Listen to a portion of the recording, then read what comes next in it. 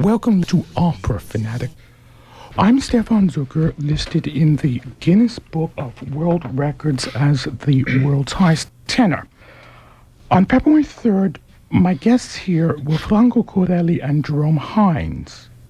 Corelli mentioned that he was considering making a comeback to do some concerts and perform and record Otello.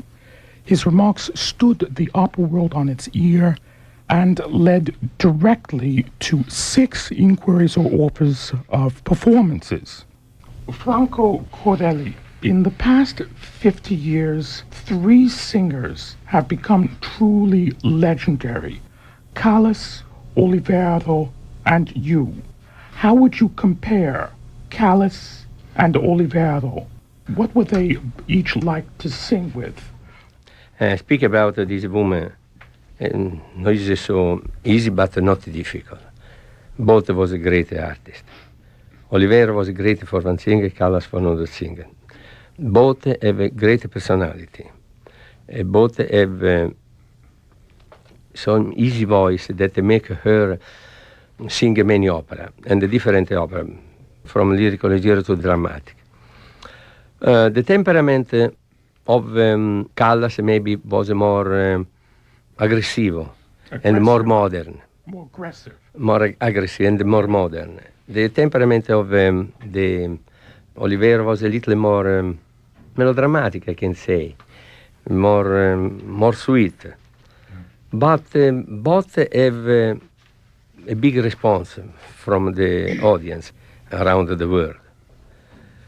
Of course, I sang with Olivero only one time. I have the pleasure to sing with Olivero only one time, and I think about in the 59 in Naples with Adriana Lecouvreur. She was great Adriana, really great.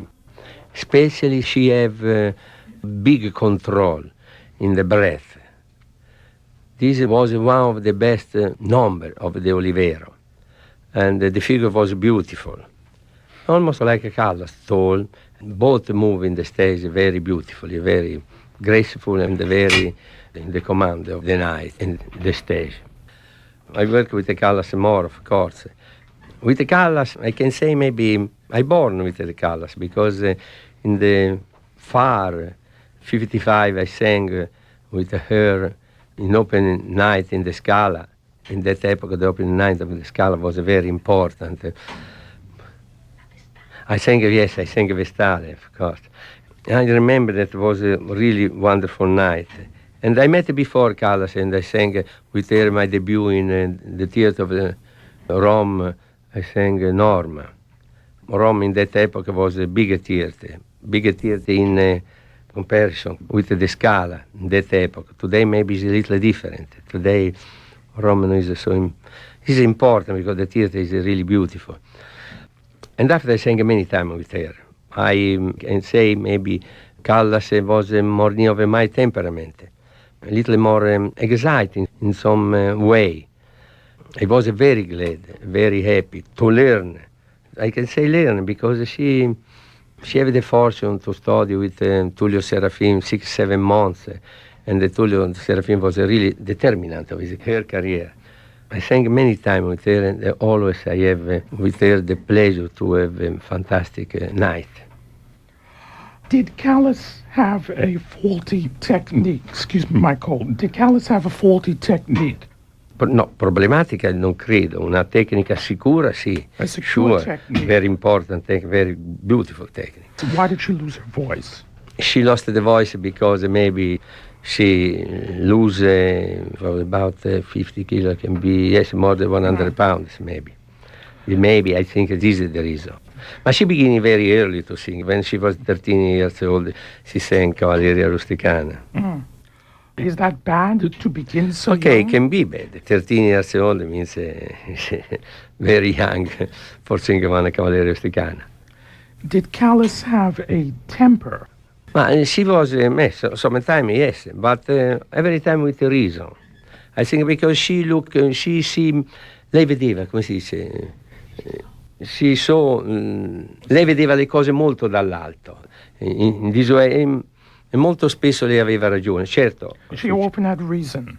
Yeah, I think yes. Was she a bitch, una canaglia, la Callas?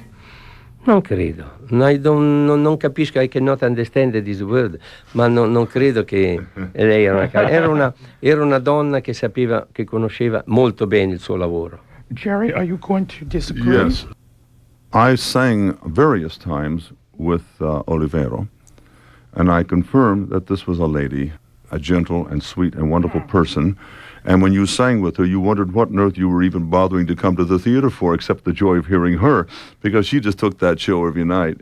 I always felt like she was sort of like a female Shaliapin. She was such an incredible interpreter, but she had a more beautiful singing style and technique than a Shaliapin. I never thought Shaliapin's voice was terribly beautiful, but he was marvelously expressive. But she could make the most beautiful sounds. And as I said, she was a sweet and gentle person, a real true lady. Whereas I was supposed to sing with Callas in the Macbeth, which she was fired from. And several months before she got fired, I was at La Scala singing with Franco in Hercules. And one evening I was at dinner with my wife and Schwarzkopf, and I saw who looked like Callas to me come in to the restaurant with Merenghini, I guess it was. And they were talking to the head of the Beefy Scala there, and Schwarzkopf said, yeah, that's the Grand Dame. Go on over and say, go and introduce yourself. So I went over and respectfully waited a moment to not interrupt their conversation in three before I would introduce myself. Callas was the first one that saw me, and she mistook me, I guess, for some kind of a fan that wanted an autograph. And she began turning and making the most hysterically funny grimaces and dirty looks like drop dead.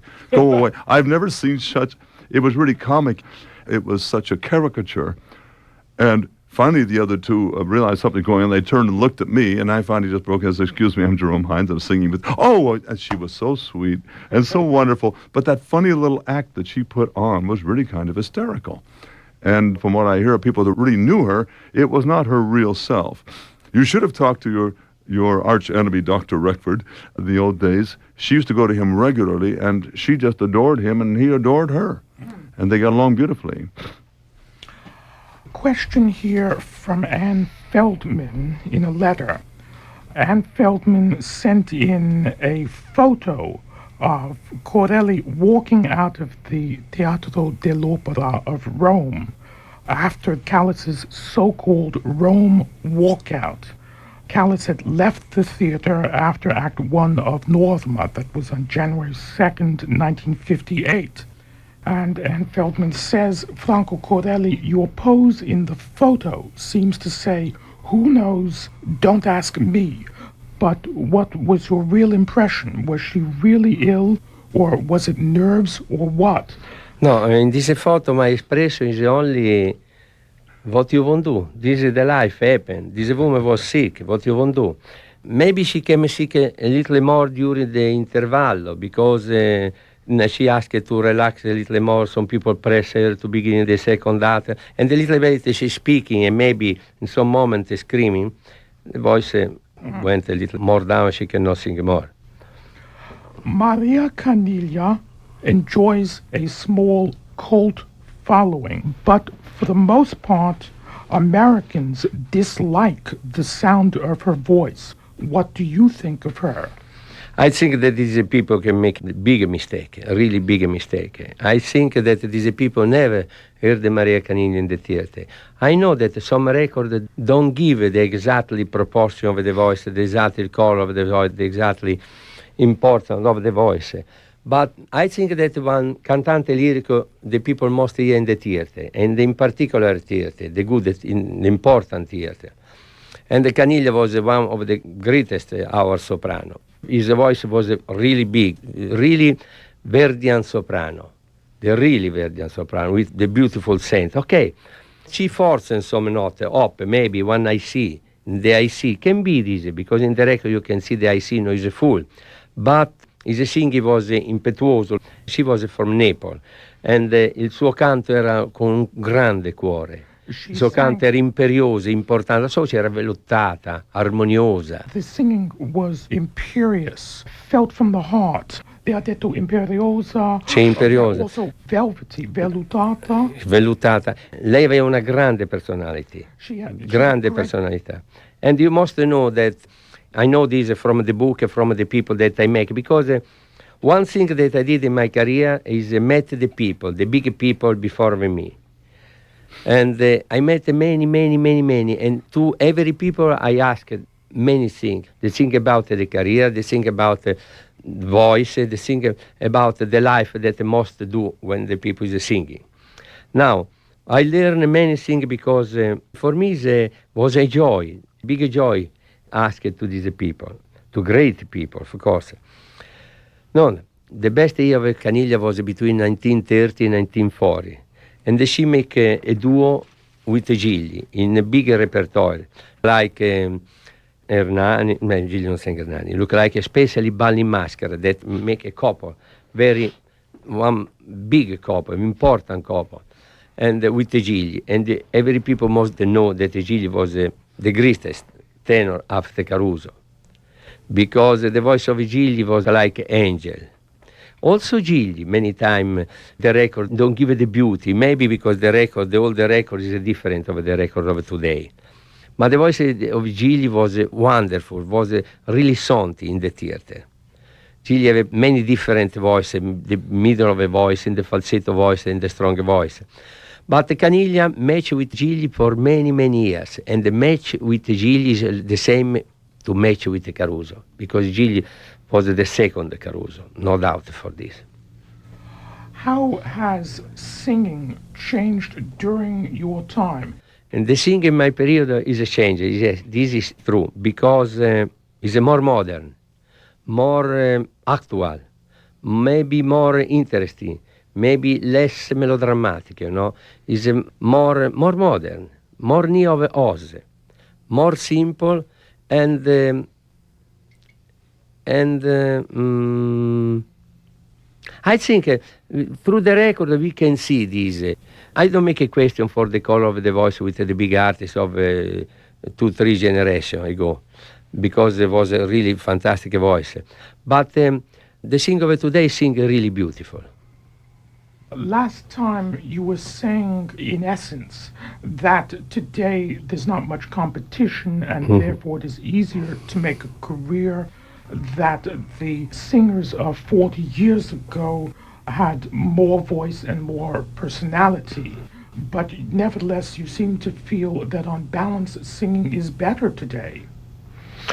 No, I say that people sing better today because it's more near of us, more near of this period, more near of 1990, you know. Maybe this style was good maybe 30, 50, 60 years ago. Maybe they don't like the style. You know, Caruso bring us one new style of singing. New style, more human, more masculine. Before Caruso was tenore di grazia, erano i tenori che facevano sentire più che altro la dolcezza della voce. Tenors who emphasized more than anything sweetness of voice. This was the style of many years ago. If I look at Stefano, the singing of Stefano was really beautiful, really expressive, really modern, and really sweet and really strong in some moment, impetuoso, full of heart. Stefano was a really great singer. If you look at the singer of Del Monaco, very heroic singer. If you look at the singer of Gigli beginning his career with the voice that was like maybe lyrical leggero, maybe near between the lyrical leggero, and finish his career that he sang everything, but he don't sing Otello, but he sang every opera.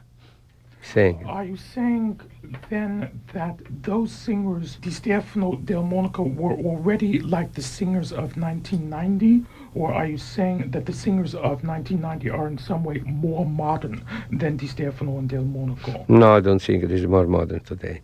It's this style, this generation, this one maybe 30 years, 40 years that we go in this way. This is a new style.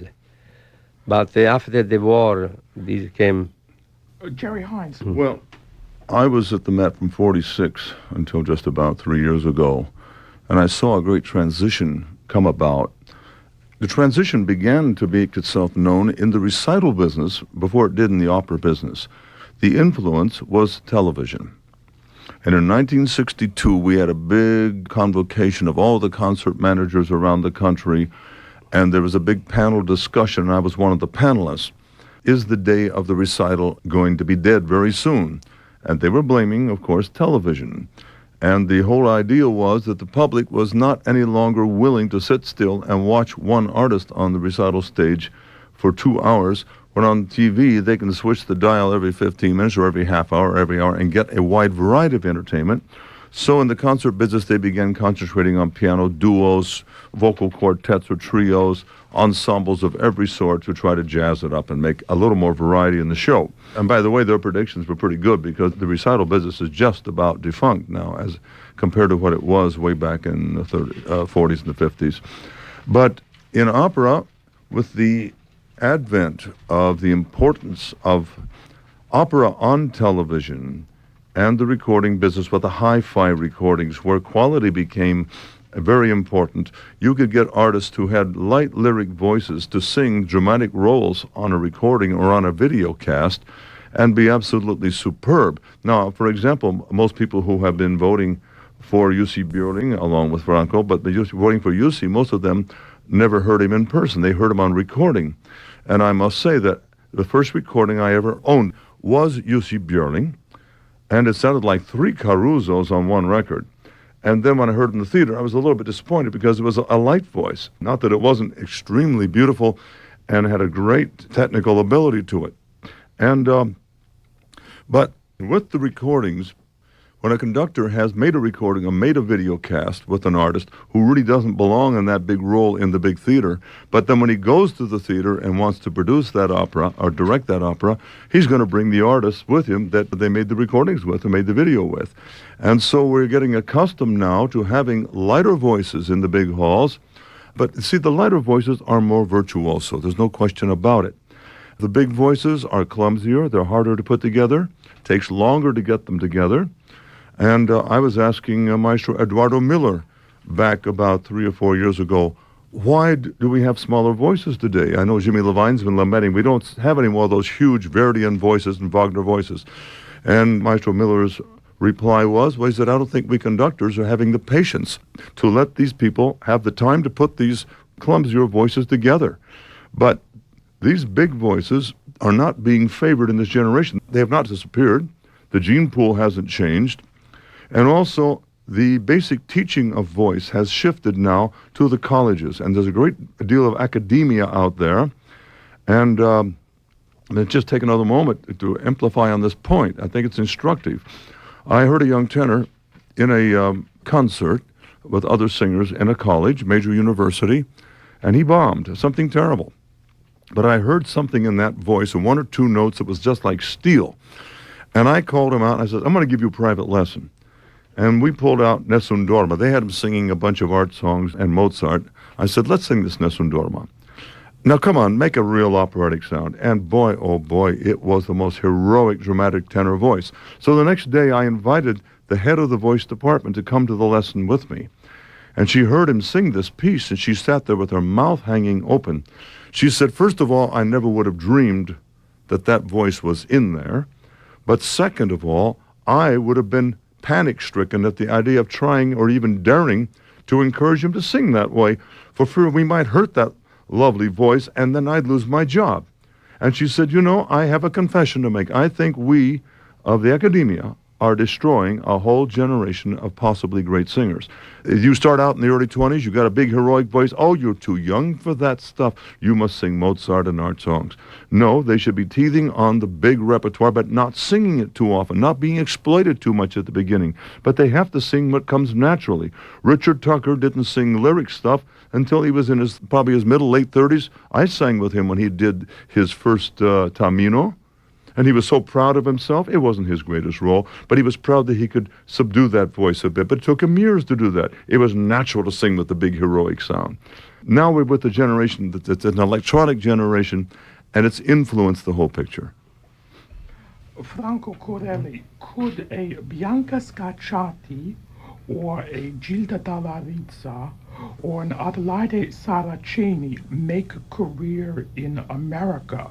Is there a difference in taste between Americans and Italians in singers? I don't believe it is. I believe that really strong. I believe that when a singer is a good singer, the singer have a good voice, the singer know how he can sing. Gili, for example, in every place that he went around this world, was always Beniamino Gili. On the other hand, when Pertile came here, he met with rejection because of his vibrato, because of many things. And indeed, Stignani was not terribly well received in this country. But you feel basically there's little difference between the Italian and American publics. But I know this, that Pertile was a great tenor. He was a very modern tenor. He's singing also today in the record is a copy from the most standing tenor of today. Okay, I know this about Pertile. Pertile sang in Bologna many years ago one opera that the name is Emanuele Scover Fucini. And he came out in the first act, and the people applause, they make one applause in a few seconds. The second act, they make one applause. And the son of Pertile went to the father and said, "Father, what happened tonight?" And he said, wait the third act. The third act, the house fell down, broken down. No, Pertile was great, but you must hear Pertile 1 time, 2 times, 3 times. No, it's only question of the color of the voice is one number, but near of the color of the voice there are many numbers. Many of us feel that some of the American singers making careers today in Italy are bland and boring. If this is so, what has happened to Italian taste? Say me one name. Rockwell Blake, lui ha il virtuosismo, And his virtuosity. And? For example, Chris Merritt. Exactly. Okay, I must speak the truth. You know, today there are something that you know is good. And the first thing is the miscast. And this, unfortunately, no is a question the tenor, but it is a question of the people that make the contract with these people. For example, Chris Merritt for Vespi Siciliani, un'opera verdiana, was a really negative casting. And but this don't happen only in Italy, happen also here. We know that the author writes the opera, and they write the tenor must be in this way. The soprano must be strong. The second soprano must be sweet. The baritone must be big voice. But here, today, the people don't take care. But I think that the big colpa, come si dice? La grande colpa è dei direttori d'orchestra. Io credo che qualche volta i direttori d'orchestra credono di essere un po' troppo. I think that on occasion, orchestra conductors are a little too full of themselves. They believe too much in themselves, they believe too much. E non credo che sia bene fare questi sbagli. Non credo, per la lirica, non credo che sia bene andare avanti in questa maniera. It's an error to make these mistakes. Bisogna respect the name, il volere, come si chiama? The will of the people that wrote the score. And also rispettare la tradizione, the tradition that we have from long time. Una tradizione che è stata creata da grandi personaggi, da grandi maestri che hanno dedicato tutta la loro vita. One must respect the tradition created by great maestros who dedicated their entire lives to music. Ora andare contro, io credo che go against of this is non è bene per la lirica. It's a mistake to go against these traditions. I have a thought. It used to be that there was more flexibility in an opera company. You didn't plan 5 years ahead. You didn't have all the artists already in place 5 years in advance. I remember at the Met, we wouldn't know even 10 days before practically what the next performance was going to be, or what opera even. What they would do in those days, they would say, who's available? Well, here is this great diva. Let's do something for her. And they would pick the opera that she would shine at. They would pick the opera according to the cast. But today, they will pick the cast to try to fit the opera that they've chosen. And that's what that happens. There's another little point, too, talking about the American singer. That subject came up in a very private way just less than a week ago between Franco and my wife and me. And my wife just popped out and said, I'm sorry, Franco, but these Americans, they just are not born with it to sing Italian style. I jumped in and said, now, wait a minute. I admit maybe I'm not singing enough Italian style to please you, but I said, it's not that we're not born with it. I said, we're not trained to it. Our ears are not accustomed to it. We don't live with it. Now, when I came to the Met, although every American sort of aspired to be an Italian singer, very few wanted to be Wagnerians. Most of them wanted to be Italian, want to sing Italian repertoire. But the majority of all of our coaches were German. And the Germans have an entirely different attitude toward legato. Jan Baer, who was a very fine coach in those days, would say that a legato meant getting from one note to the next one as fast as you could, but there must be no slur to it, no portamento. Now, I knew that he idolized Fausto Cleva, so one day in the hall we met, all three, and I said, Maestro Cleva, what does legato mean? But he says, legato, tied together, it means a small portamento. And Jan was absolutely shocked. And I was only recently analyzing this subject, when I hear Franco sing, I hear my wife sing, or some other great Italian singing, take the consonant that comes, you're singing prego, let's say, and there are two different notes. Americans would say in the Germanic style, prego. The Italian would prego. They wouldn't pronounce the G until they're down to the next note. Then you have to make that little tiny connection or portamento. And some Italians will sing the legato going up as well as down. Others will do it only coming down. But Americans won't do it at all. They do it the German style. We've been influenced very strongly by the Germanic routine. I should like to precisare una cosa.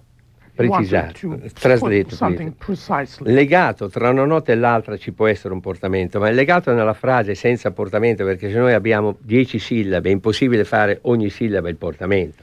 Capisci? He's saying that's all very well to have legato between one note and another, and it's often desirable or necessary. However, if a phrase has 10 syllables, it's impossible to have. In ogni sillaba un portamento, it's impossible. Yeah.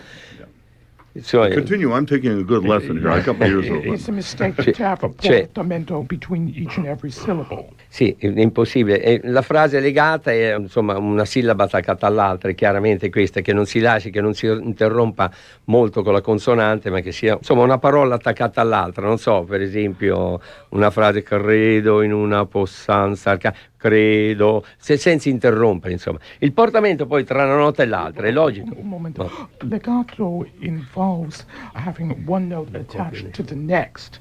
Not necessarily with portamento. One note should, as it were, fall out of the next. Per esempio, se vuoi, tanto per dire un grosso nome come il Garcia, che dice, il Garcia tutti sanno chi è, che scrisse il trattato di canto, e che dice chiaramente di allungare le vocali in modo che non si interrompa la legatura. The celebrated 19th century voice teacher Manuel Garcia Jr.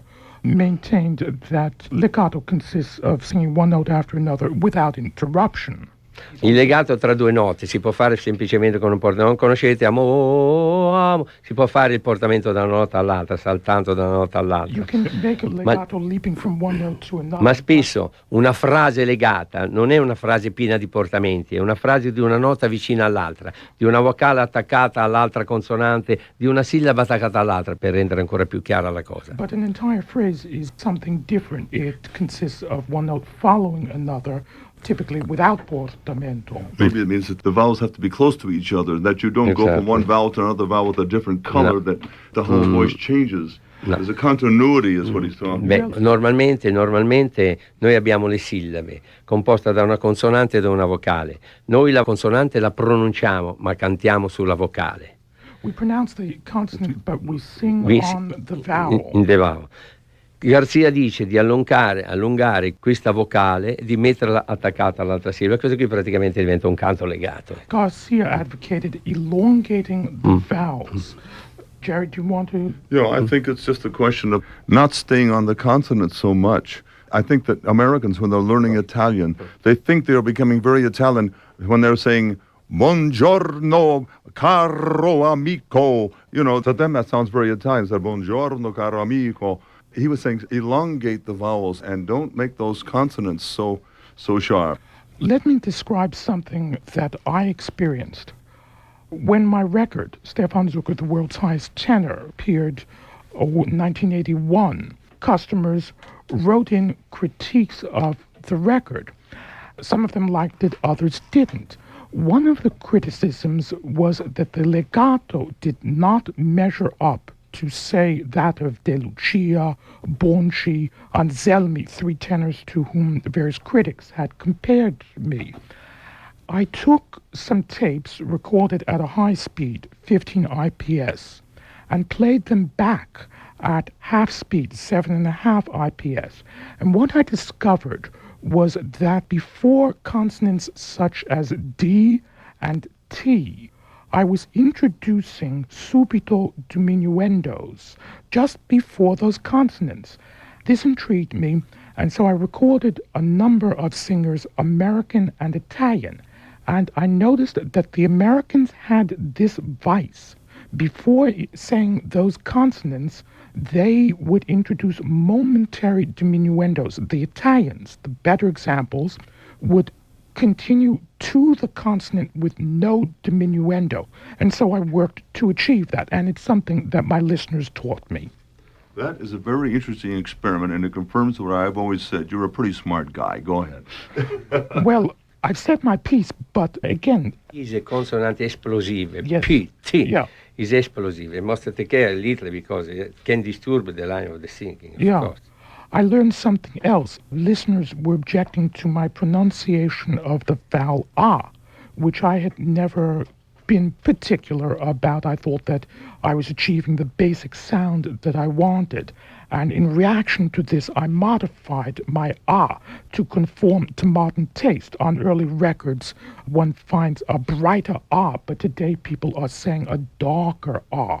Non so se lei è d'accordo. Ma oggi tutta la maniera oggi il canto è un po' più umano, è un po' più mascolino il canto, specialmente nell'uomo. Oggi today the canto is more masculine. Mm. The style of this singing, like a sweet tenor, I don't think that is actual, because I think that when they are a nice tenor that they can sing sweet, the people can applaud, the people like. Is a contra of Mr. Moscow, come si chiama? Mr. Universe. Yes. Is a contra, and the people like it. I just like to bring in Dodie. I just sang with a lot of Canadians, and I felt that they sang very much in the way the Americans sang more than the Italians. What is your feeling about this? Do you feel the German influence up there too more, or do they really have Italian style, or it's just vary from person to person? Or does it depend whether you come from Quebec or have a French background or not? It does depend, but most of the people who started opera in Canada were German. Therefore, you're absolutely right. We have a high training in German and taste in German. We do a lot of German repertoire, and I think you're probably right with the singing, too. Absolutely. That's very interesting. I'd never thought of that. Because of the Depression in Germany after World War I, and because, above all, of Hitler, there was a tremendous influx of German and German Jewish musicians in this country, and many conductors who had found careers in Germany, where there were many opera houses, here were forced to turn to coaching and to preparing singers. And the conservatories here, Juilliard and others, became dominated by Central Europeans and their protégés. And hence the tradition that evolved here from that point onward was German in origin. Do you agree, Jerry Hines? Oh, I do, because I was always working with people like Martin Rich, Jan Baer, Julius Burger, and all these people. And they were wonderful coaches, but it was a slightly one-sided approach, that it was a Germanic approach. Martin Rich, for example, was a refugee from the Nazis. Mm-hmm. And I suspect that the others were, though I don't know for sure.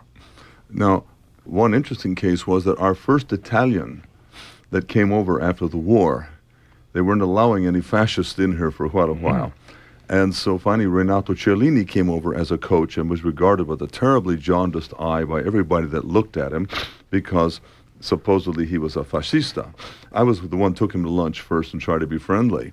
And if you want an anecdote, he said, they asked me if I was a fascista. He says, yes, I was a fascista. You want to know why?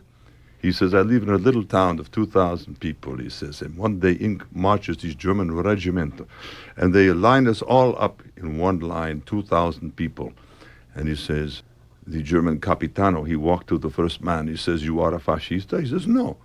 He pulled out a gun and shot him right in the face. He turned to the next man. He says, "You are a fascista?" He says, immediately there was 1,999 fascista, including me. So, but he was our first Italian one that came in after the war. My guests here, I'm Stefan Zucker. My guests here are Jerome Hines, Franco Corelli, Dodi Protero, who is a part of the staff of Jerry Hines' Institute OMTI, Opera Music Theatre International.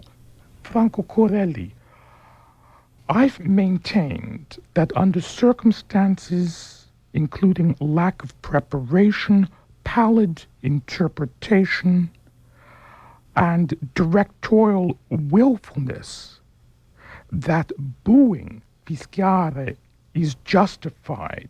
What is your position? Sì, credo. Yes. Quando un artista non è buono deve essere fischiato, deve essere buato, non ci sono mezzi termini, inutile scusarlo. Per me è così, le cose sono chiare, un artista è bravo o non è bravo, dipende, se l'artista non si... No, madonna. If the artist is good, must be applause. If no good, sometimes is a part of the education, don't make boo, don't ruin the night. But this is good for the theater, for the spettacolo. Spettacolo deve essere, must be always with a good name and in the good night, in good, come si dice, in good voice, must be this. So you were saying in Italian there that if a singer is not good, he must be booed. Oh, yes, of course. Now, we have in the Scala this year many boo in the open of the night. Vespi Siciliani with this merit, Of yes. course. Ma non è only question because tutto un insieme, come si dice. Altogether. All together was a little down the opera, and the people of the Scala is able to have a good night, a beautiful night. Wouldn't a dead silence be much more devastating? Can be, why not? Can be the same. On this program, we have had a long discussion of booing, with listeners calling in to declare, yes, I have booed so-and-so, and here's why, and they have given their reasons. And we have had more than 40 confessions of booing. I feel that I am in a privileged position with regard to booing, for in 1972 at Town Hall I was booed, just as Franco Corelli, you explained to us 4 weeks ago that on a couple of occasions you were booed. Have you yourself ever booed? Ha fischiato qualche volta anche No. lei? No. No. How come? Because it's a guest of me, of my temperament is, because I can excuse, but I can understand that sometimes I must do in this way, because live easy, the theater go on in some not important, not good night, non è bello per me. Yes, Bob Conley. Franco, in Italy, the Italian singer, when he is booed, how does he feel? Is this something terrible for him? Terrible. I mean, is it... How does they feel? Yes, I feel really bad. they do. May I say that there was one very heroic tenor I sang with. I mean heroic in the spirit, because we were doing Don Carlo, and it certainly wasn't Franco. This tenor was an Italian, and I took the curtain call just before he did, and when he went out, he was roundly booed. I mean, it was very evident. And he came off and looked at me and says, "I am furious. I paid 10 people to boo, and I only heard 5. I personally, when I first came to the Met, nobody ever booed. I remember when Chloe Elmo had her disastrous performance of Santuzza, which she never should have sung. She couldn't come within a third of the high notes, and she shrieked them like a wounded animal in the big aria. And when she finished, there was just one hand clap. The conductor turned around and looked at the audience in total perplexity, but you could hear people going out and slamming the doors and cursing, but there was no boos. But within the next few years, boos began, in some cases between one soprano and tenor, and Franco was not involved in this one either. There was even talk that the one was paying their clack to boo the other, and that sort of thing began growing till Bing almost had to put plainclothes detectives out front to maintain law and order. Who were some of the people who maintained clacks? Maintain clacks? Yes. Most did. Now, Jussi Björling, look, let's face it, it is an Italian custom. Am I right in saying this? It's an Italian custom, because when I went down, for example, to Palermo, I was told by the management how much I should pay the claque. It said, now you pay them for the end of your aria, so-and-so pays them the end of hers, and we pay them for the curtain calls. And I noticed this strange phenomena. Now, it wasn't just that I was not doing so great, because there was Simeonato in the cast singing the Eboli, I was the Philip, and she got the same treatment I did. The platea, the main floor, after the arias, sat there with their arms folded and didn't move a muscle. And all the cheering and yelling was done from the balconies and the boxes and so forth, where the claque was. And they tell me that once in that theater, the management had a fight with the claque, and they went to the artist and said, don't pay the claque, and we're not going to pay them. And that whole performance went without one hand clap from beginning to end, including the final curtain. The other theaters are not quite that crazy as they are down there in Palermo, but it was quite an experience. However, I remember Jussi Björling, who was not of the Italian world. Every time he would come off with me after singing the Salute de Maréchal Più, but every time he would come off after a tremendous ovation, he would turn to me and say, and you see, not one penny of claque. There is a value, there's a real value to claque. For one thing, if you take aside the idea of trying to increase your success by the screaming and the yelling, and that is, many times the audience doesn't know when to start applauding, and it just takes one or two solid hand claps to get things going. That part wouldn't be a bad idea at all. But it is a very common practice. Jerry Hines, assuming that heroic tenor in Don Carlo had really paid people to boo him, what do you think the motivation might have been? No, he would never have done such a thing. Only Bing would pull tricks like that. Well, I remember the Brava Carlos bit. Yes. Yeah, Bing was, in some ways, a very daring but master psychologist. You know, there are one phrase about in the book of Caruso, that Caruso said, I don't need the claque, ma I must have for proteggere, come si dice, for save me Yes. from the other people, that from the applause of the other people that they pay claque, that have a big claque. This is wrote. Well, you know, there was some talk before Franco came back in the mid-40s and very early 50s. People were paying the claque to keep from being booed by the claque. And I said there was no booing, but when it did begin, the idea began, we better pay the claque so we won't get booed. Jerry Hines, have you ever been booed yourself? It must have been a guy who had laryngitis. No, I haven't any recollection of an evening where I actually got booed. Sometimes in that massive sound, I might have had somebody who didn't like me and made a boo, but it wasn't apparent. I have a high-frequency hearing problem, like many men do anyhow. Maybe it was a soprano. No, happened is that if a people is sick, the buono is good. No. They must understand. If a people sing very bad, because he won't sing bad, maybe he must have the buono. But also I understand this when the people, for example, the artists begin one career and they finish their career. They try to prolong it, to go on. But there are a point that they must stop, because sometimes a big artist cannot go in the stage and they make a compassion, come si dice, pena. A painful situation. Yeah, the big artists cannot do this. Big artists must be... Be careful, Franco, because since I'm 68, I'm within 10 years of that problem. You was one other problem. You was sick in that epoch. It was this different. The people say when they won't go on, the career on, never will stop. And this it gets pretty painful sometimes. Exactly. They must be... Mario del Monaco, in his autobiography, La mia vita e i miei successi, maintained that at first he was rejected because he didn't sound like Gigli. What was Gigli's influence? Beh, porca miseria, io dovrei parlare italiano perché Allora, I must speak perché Italian no? because Sì, sì. speaking English for me is I cannot make interesting conversation. Let me say something here. John Coleshaw and various others who themselves didn't speak a word of Italian had the temerity to dismiss Corelli as an ignorant fool. You can read this in one of Coleshaw's books. Corelli speaks his language probably better than I speak English.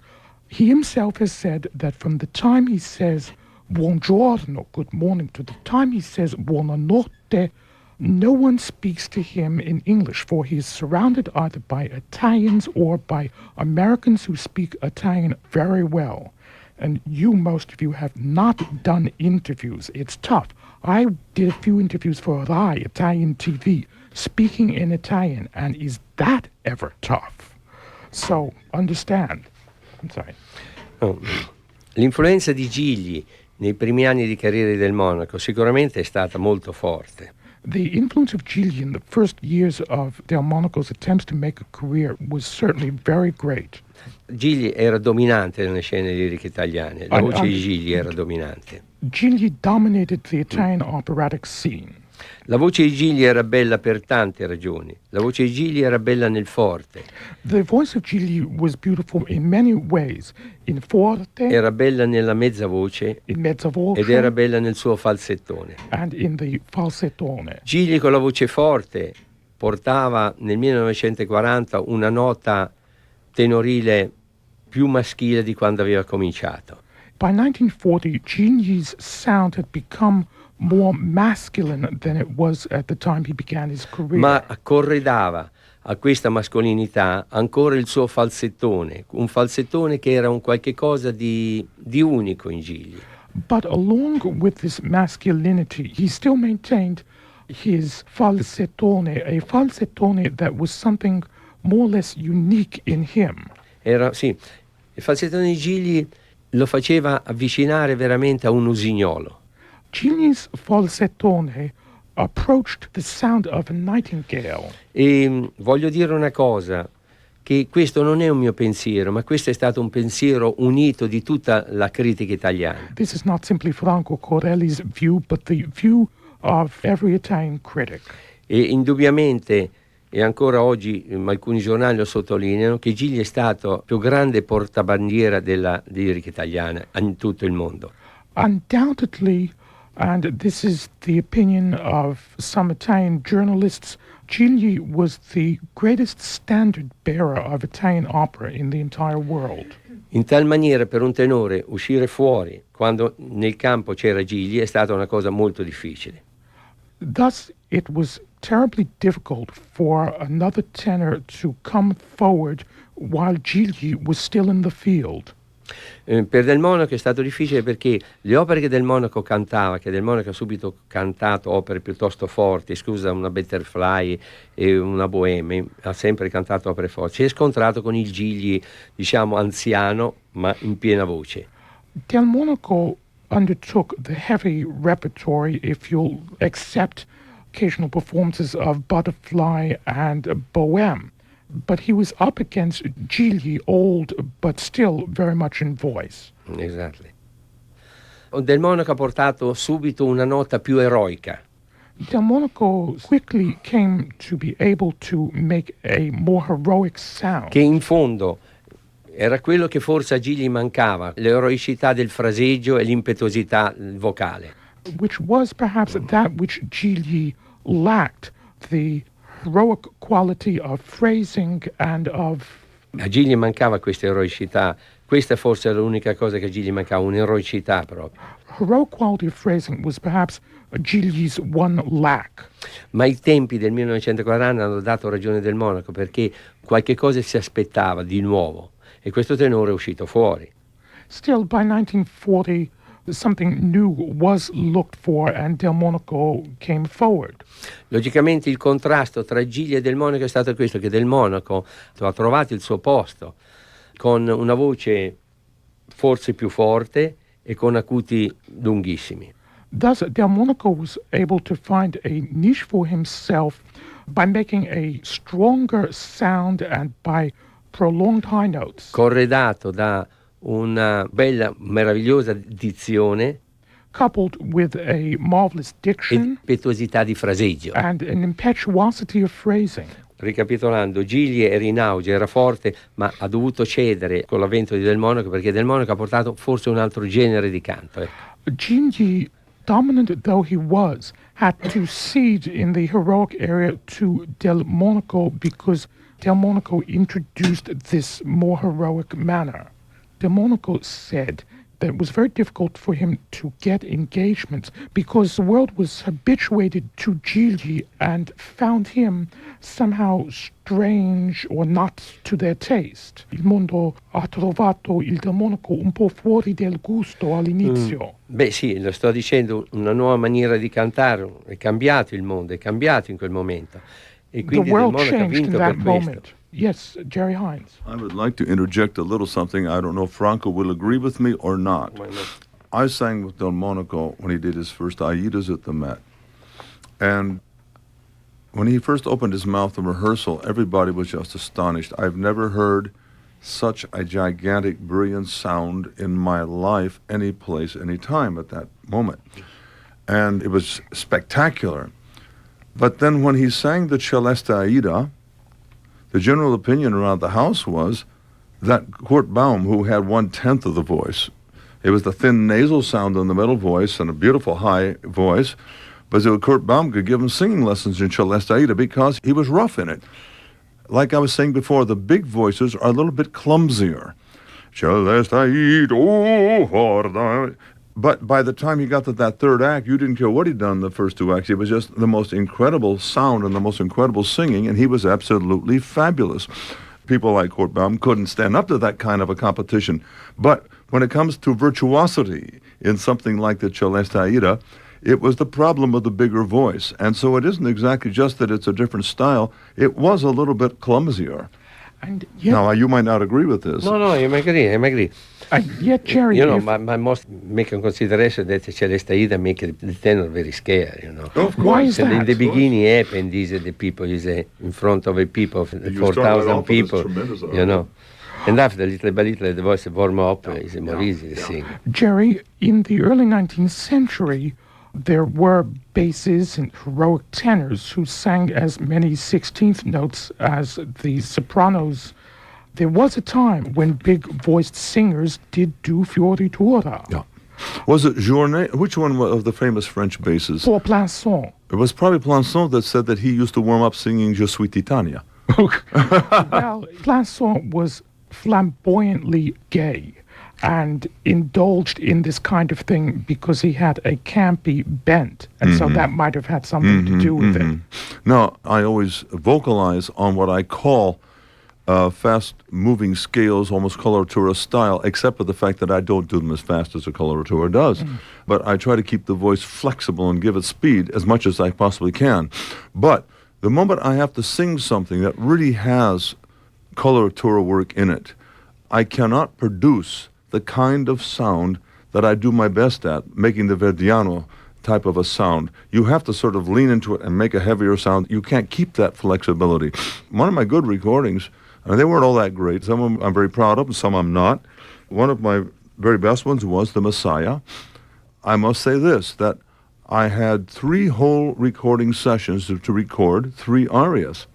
And Klemper and I, we just worked them over and over till we got them exactly the way he wanted. But I never afterwards was able to sing The Messiah decently. It just doesn't go with my heavier way of singing. I found that there was only one way for me to cope with really fast-moving floored music, to try it at a slow tempo and get it clean, to then push up the metronome half a notch and get it clean at that tempo, and so on and so forth. The difficulty I find with passages that tax my limits in terms of ability to sing all the notes accurately at a fast tempo, the difficulty is that if I don't work out enough with the metronome, the notes blur. So according to me, to be really successful at fast-moving music, one has got to work at it all the time. And you, after all, Jerry, perform a very wide-ranging repertory, including mostly later styles, and you're not constantly working at 16th notes. Possibly, if you concentrated just on Rossini and working with the metronome, you would find that with enough practice and months of work that you would have that kind of command. Stefan, I'll give it a try.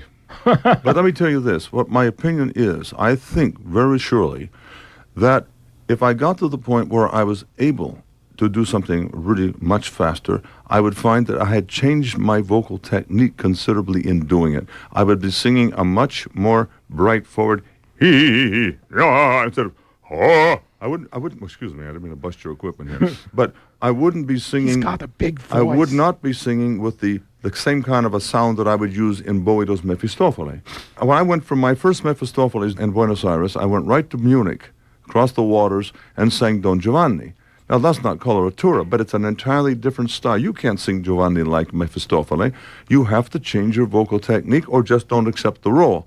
And when you do the fast coloratura stuff, you do have to sing in a brighter, sharper sound than you would with that heavier sound that goes with a Boris or a Rumpus or something. According to me, above all, you need to sing with a more focused sound because in very busy music, there's less tolerance for width of pitch or for deviation from pitch. By width of pitch, I mean this.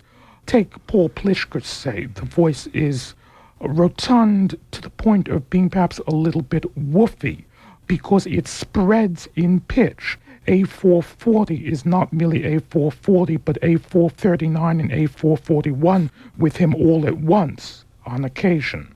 So that for busy now be music... careful, because I'm an admirer of Paul. Go ahead. Really? Well, for busy music, according to me, it's important to have a very focused tone from the standpoint of intonation. According to me, what may be an issue for you, Jerry, is that you have a very modern technique involving lowering the larynx, something unknown from what I can make out in Rossini's day. But let's hold back on that. Okay. And then if you like, we'll really have a go at all Probably of that. came with Verdi. Well, according to me, it came into vogue only in the last 50 years. You Maybe. think I'm wrong? Maybe. Let me turn to a few listener letters here. Denise Levan of Greenwich, Connecticut. Franco Corelli, did you ever sing with Le Legenger? Ho mai cantato con lei? Yes, sì. And she asks, if so, what was she like to work with? Beautiful, Beautiful. really beautiful. What? She was a dama, very, very sweet, very polite, very... You heard it? Yeah, you remember? You sing with him. I sang 4 performances of Polluto. The first 3 sang with the Callas and after the James. Oh, she was beautiful. Franco Corelli is reminiscing with Bob Connolly. Franco Corelli helped Bob Connolly when he was hiding in a prompter's box on the stage of the San Carlo 30 years ago, hiding from the MPs having deserted. Franco, apropos of the Callas Norma, there was no cover. Now, in Italy, they don't always have a cover? Not always. Not always, because usually a big artist, when they say, tonight I will sing, they must believe it, the direction of the theater must believe it. Quando tu dici a un grande artista, canterai stasera, l'artista dice sì, normalmente l'artista porta sempre lo spettacolo alla fine. E Callas aveva detto di sì. In Italy, when a big artist is announced, they don't dare substitute a cover. Either that artist sings or the performance is postponed. È giusto che se non può cantare questa artista, allora non fanno la recita quella sera. Franco, may I ask you a question? Isn't that because in Italy they want to hear that star, not that opera? Exactly. Yeah, that's what it's all about. Exactly. Also, they wanted that the Callas go on with the night. And she, during the conversation, yes and no, I tried the voice, and the voice a little by little felt, you know. But if a singer gets sick the day before, Okay. do they find a cover or do they cancel? Usually in Italy, yes. Not at the same level, of Yeah, course, sure. in the level of a Callas where you can find a Norma. But usually, yes. Jerry, do you want to talk about Le Legenger? Look, maybe I got her at the tail end of the career there, and she was not quite as gentle and sweet as Franco paints her to be.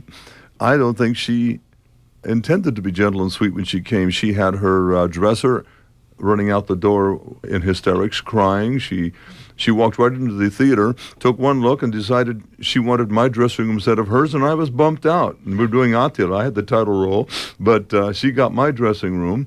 The stage director would tell her, now, please don't stand there and after the end of the aria and just wait 30 seconds in a pose for an applause. you must go off. So she said yes, and then when the time came, she did as she darn pleased. But the clue of it was I had arranged that the opera company was going to rent a cheetah. A cheetah? A cheetah, the fastest animal in the world, the leopard-type creature, but they are gentle, more or less. They're more tameable than other leopards are. And I wanted, when we did the big ball scene, the big dinner scene there, I wanted to come in with a cheetah on a chain. And we had it all arranged, and comes the dress rehearsal, and they told me that the cheetah had caught cold. I think they were just chickening out. The cheetah caught cold, and when they caught cold, they got nasty. So I entered the ballroom scene, sat down next to Genscher, and she says, "Where is the cheetah?" I said, "The cheetah caught cold, and when they get a cold, they get nasty." She smiled, said, "Just like me." So I figured from that remark, maybe that was her usual way of doing things, but maybe Franco's right. She was probably very sweet. But where this happened to you? This was at Symphony Hall in Newark.